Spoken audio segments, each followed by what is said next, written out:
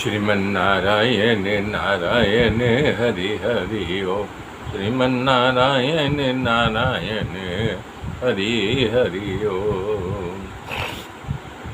सुनीति कह रही है, बेटा मेरा धर्म तेरे पिता की सेवा करना है, चाहे दासी समझे चाहे इससे भी और नीचे समझे, पर तुम जाओ और जा कर के अपनी बड़ी माता से प्रणाम करके उनका आशीर्वाद लेकर के तब जाना।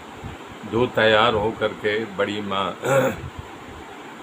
के पास गए तो सुरुचि को प्रणाम करने के लिए सुरुचि ने चाहे भाव से चाहे कुभाव से आशीर्वाद दिया, जाओ तुमको भगवान मिलेंगे। आशीर्वाद लेकर के ध्रुव बाहर निकला। बाजार में भीड़ लगी थी,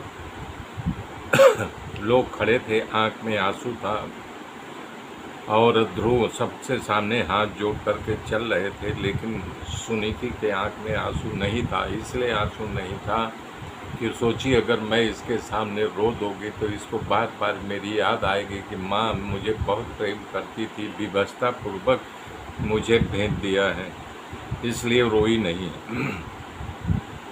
नियम है, जिसके साथ खूब प्रेम होता है वो बार बार याद आता है, इसलिए जीव से सारा जगत को रखो और मन केवल भगवान में। कारण मन से संग्रह रहता है, वो एक न एक दिन बाहर निकलता। इसलिए सुनीति ने लगा कि इसके मन में मैं रहूंगी तो भगवान के ध्यान भजन में इसका मन नहीं लगेगा। गांव की सीमा तक गए, ध्रुव जी के साथ गई। सीमा पर आकर ध्रुव जी माँ के चरणों में प्रणाम किया। तब माता ने कहा, बेटा तुम अकेले नहीं हो, मेरा आशीर्वाद तेरे साथ है, जा। और हाँ, एक बात सुन, यदि कोई संत मिले तो उनके चरणों में झुक कर के प्रणाम कहना, डरना नहीं। कि संसार में जितने हैं उसको गुरु अवश्य मिलता, तुझे गुरु मिलेंगे। सदगुरु के सहारे बिना भगवान का मिलना कठिन है। ध्रुव जी रवाना हो गए। तब ध्रुव जी को दिखाई दे रहे, तब तक वहाँ खड़े थे। ध्रुव जी दूर दिखाई देना बंद हो गया, तब सब वापिस हुए।